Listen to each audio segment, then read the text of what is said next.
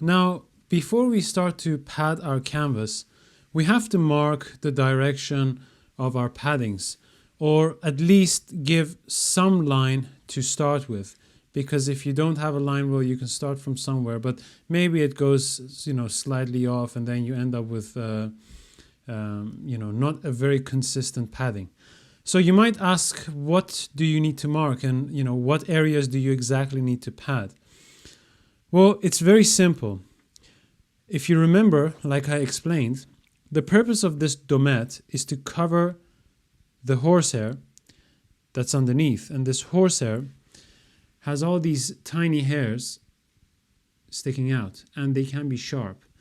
Now, because the domette is kind of like thick and fluffy, it really stops those hairs from poking through. Of course, if they are very long, they will kind of like go through the domette as well. But that's why you have to be careful with your trimmings and everything. Now, also, if you remembered, we allowed inlay on our fabric initially when we cut the fabric out. And what we did was we used this forepart that had the inlay on top to cut our canvases. So our canvases have inlay. Now, the area that has the inlay is really there for if you're making any changes to your fitting, and then later on will be trimmed down once the jacket goes together permanently. As for now, we don't need to pad the inlays because we don't know yet what is going to happen with those inlay areas. So we may make a change that requires us to, pad all the way through later on, but we also may make a change that requires us to pad even less than our inlay all the way through. So, but what areas do we need to cover all the way with our padding? Now, it's very simple. It's the bottom of your horsehair or your domette, and that's about it. We have inlay in the shoulder, so we're going to stay away from that inlay for now. We have inlay in the front side and around the armhole. If you remember, we added at least 3/4 to an inch above the armhole of the forepart, so that's all going to be trimmed later on. And what we are left with is the bottom of the horsehair and the domette. And also, since this basting is on our break line, like we did when we made up the canvases, on top of this break line is going to be a bridle. That's a cotton tape that's going to hold together this area. Why? Because this area is on the bias. You can see it's slightly going diagonally across the grain. Although not on the full bias, it's it's not 45 degrees, but it still is flexible and it can stretch out. And we put that bridle on to prevent that stretching from happening, and also we draw that bridle slightly in, and that controls the break line area and makes sure that it doesn't break when you put the jacket on. Now, since that bridle is going to go on top of there and we're going to trim the horsehair back behind the break line, we only need to pad about 3/4 behind that break line. So we're not going to go all the way through. So let's mark 3/4 behind our break line, like so. And we also know that we have some inlay. Now, you may have a different amount of inlay, so just make sure that you mark your actual shoulder line that you have on the pattern and not the edge of the fabric that you use to cut the canvas out. So whatever that is, mark that out. In my case, I have about 1.75 inches of inlay, which I've marked here, so I'm not going to pad beyond that. I'm not going to pad beyond this line. And I also have inlay around the armhole here. And since this is the canvas that had the opening or the puff in the shoulder, then that has caused the side of the front side to, or the top of the front side to kind of like move sideways. And so this is all going to be excess. And once we've canvassed this, some of this is going to be trimmed away. So I'm really padding within the area of the line behind the break line, the line up to the shoulder inlay, up to the front side inlay. However, I am going to pad all the way over the domette. So the last stitch is going to go over the domette. So it really holds that and it doesn't allow this to lift up. Okay? Now, the other thing that you might wonder is, which direction should I pad? This is a very simple answer that I have for you. The direction of your padding does not matter if you are padding your layers flat. If you are holding them in a curve and then you are padding, that's a different story. You should be then padding in the same direction as you're holding that roll. So if you have your material, let's say, rolling like that, well, then you should be going up and down and pad from the right, if you're right-handed, to the left in the direction of the bend. And if you're left-handed, well, you do the opposite. However, because canvases are padded flat, at least this canvas is padded flat, and the shape is created by taking out darts, the direction of the padding does not matter. Some of you who know the work that I sometimes put out on my Instagram, I have decorative padding. So that goes in all directions. And I am not concerned about that, because if the tension of your padding is correct and the distance and the offsetting of your stitches are correct, the padding, when done flat, has no effect on the shape of the garment. The only thing it affects is how firm your canvas or your layers are going to feel. The smaller the stitches, the firmer your canvas. The bigger the stitches, the looser and softer your canvas. There is a myth that says that, all shoulder areas should be padded the other direction, and quite frankly, that is nonsense. Now, however, if you do want to have a guide, you can pad in any direction, but whatever direction you're going to pad, make sure that, first of all, you don't unintentionally roll the canvas, because we don't roll the canvas when we pad. And also make sure that you mark at least one guideline, so that your first line, which is going to dictate all the upcoming lines, is straight and neat. So as for now, I'm just going to use the same grain line that I have here and transfer that grain line onto my canvas. And I'm not going to pad in any other direction than this line. So I'll go up, down, and I start from the center, since I'm right-handed, and move to the left. And then when I'm done, I'm going to start from the center again by flipping this over and move to the left again. Always start from the center and work your way to the left and to the right. If you want to start, let's say, from one side, well, you have to think about how much canvas you have to hold in your hand. So you want to reduce the amount of canvas that you hold in your hand so that you can focus on the stitches. Right, to make things easier, after we've marked, what we do is we just pin this so that this doesn't, get in our way and kind of like, sit there and just lay around in our hands. So I'll just put a pin there, and I will put a pin here. And then I'm also going to fold the break line, or the lapel area, because I'm only going to pad to this line, right, behind the break line. And put a few pins there, so that that is neatly rolled up, and when I'm padding, it doesn't get in my way.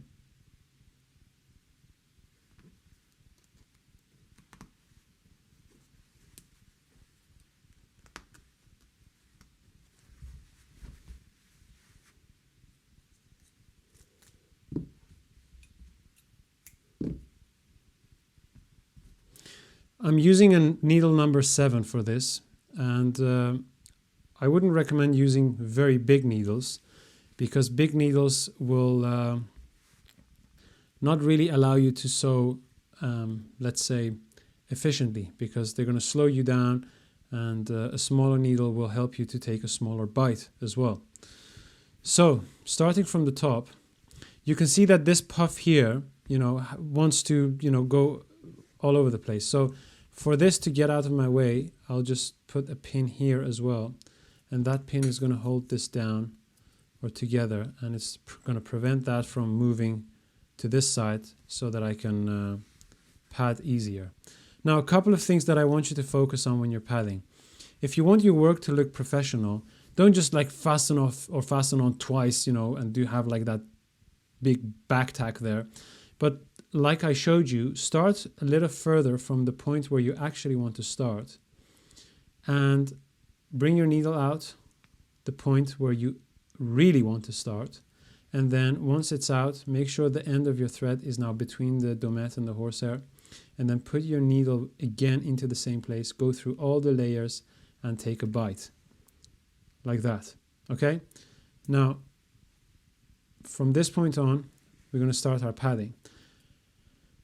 I've chosen a distance of about 3/8 because I want to show you the shape of the canvases, and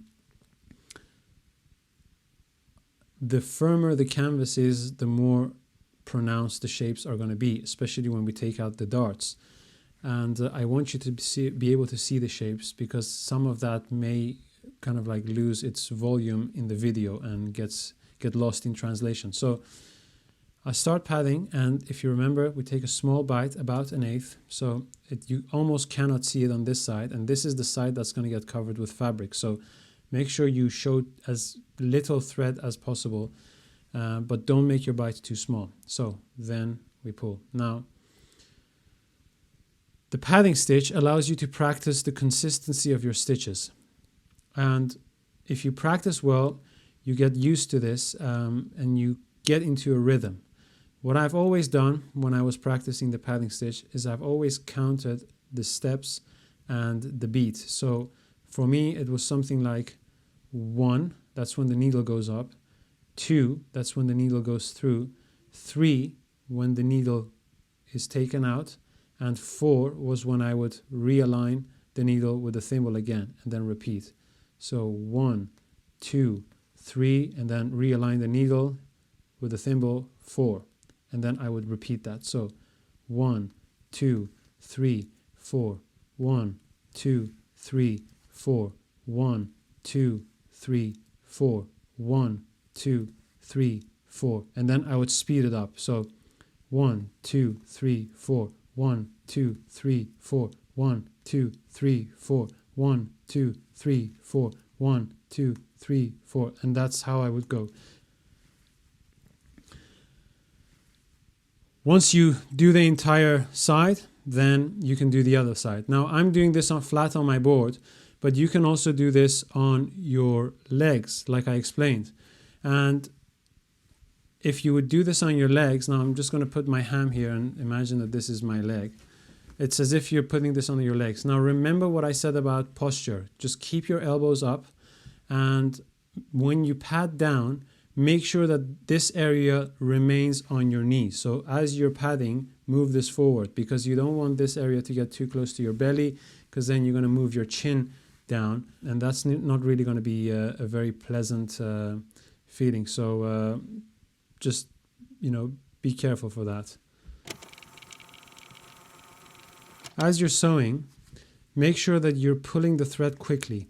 You can take your time when you're aiming, as in where to put the needle, but once you've done once you've taken your bite, pull the thread quickly, so that you don't need to spend too much time pulling the thread. It's going to slow you down. A lot of speeding up is done by pulling the thread quickly, but make sure you don't pull the thread too tight.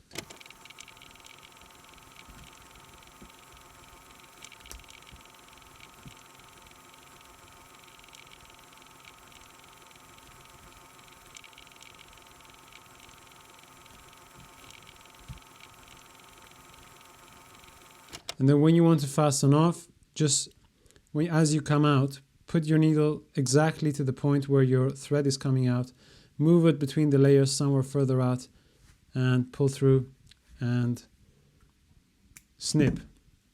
And when you want to fasten on again, you repeat the same process as you did. And so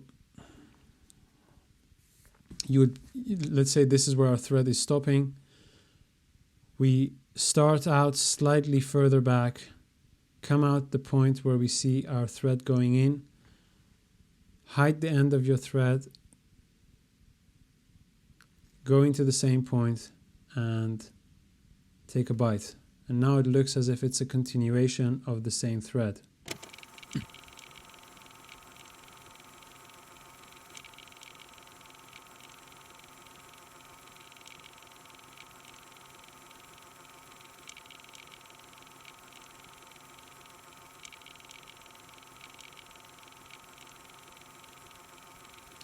Now, another thing that I want to mention is that remember in the video where you were learning how to use a needle, as you're taking a bite and you're pushing the needle through, make sure before you take the needle out, you're pushing the needle through all the way, and then take the needle from the very tip and then take it out.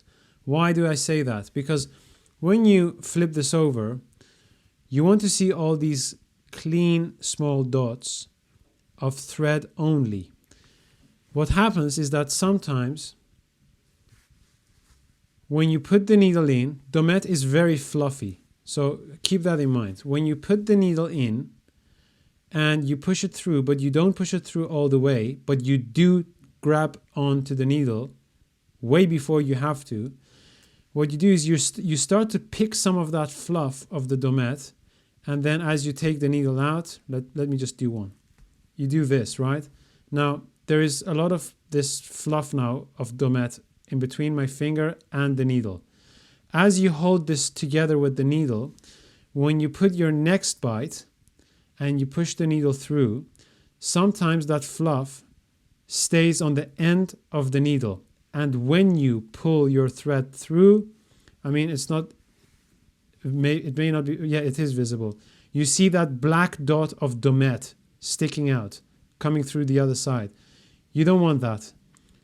You just want clean lines or dots of thread. You don't want domette coming out the other side. And majority of people who start padding on a canvas that has domette will have that problem. So, like I said in the basic video of how to use a needle and a thimble, as you take a bite, push the needle out all the way and then grab the needle at the very tip. That will ensure that you have a clean thread going through.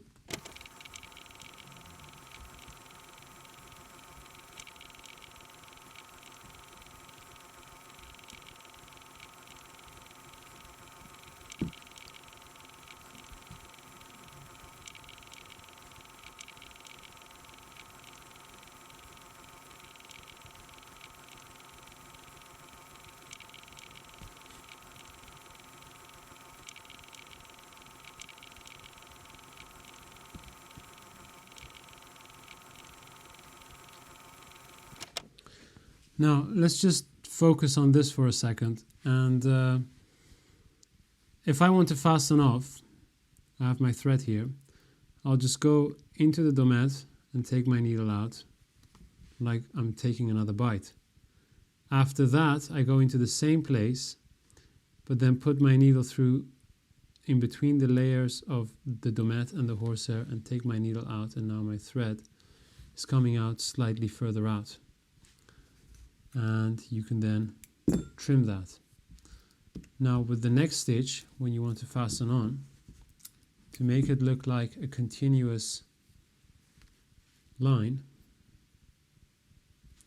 what you would do is, instead of going in here, bring your needle in somewhere further out, let's say here. Go in between the domette and the horsehair and come out where this thread stopped. So not in front of that point, but here. Like this. Okay? Make sure you hide the end of your thread. Go back into the same place, through all layers, and then take your bite. And now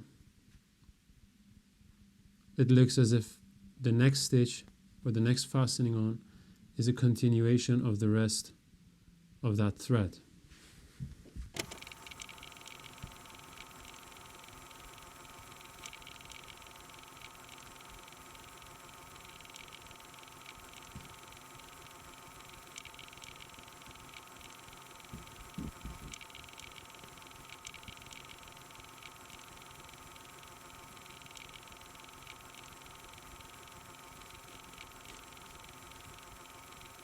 Now, another thing that I want you to focus on is that as you're padding and you approach the bottom line of the domette, don't stop like, here and then move up again. Make sure that the last stitch that you put in goes over the edge of the domette and covers it. And this way it cannot overlap and fold back. So it's really covering the horsehair. Otherwise it's missing the point.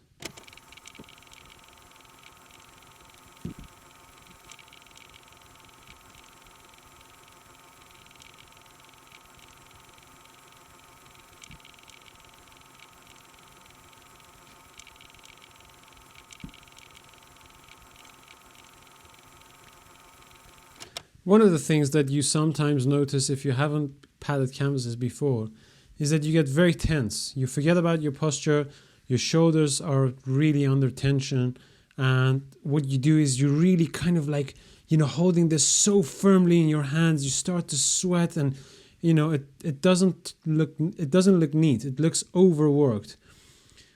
Make sure you have dry hands. If your hands keep sweating, wash them with soap a couple of times, and that soap or even fairy liquid. And fairy liquid makes your hand very dry, but don't do that too often. Just maybe do it a couple of times until your hands kind of like get used to handling this.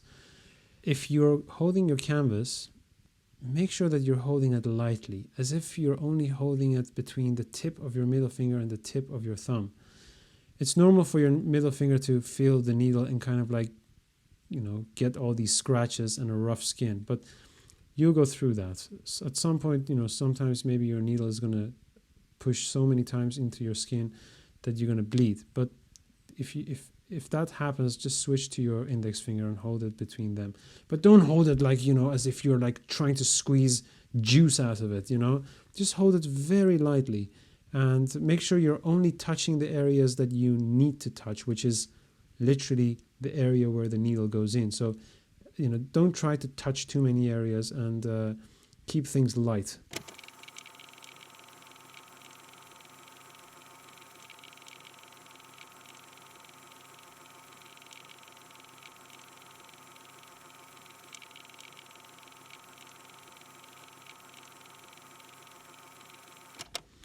Now, as I get close to the shoulder, and this is the canvas that had the puff, the opening.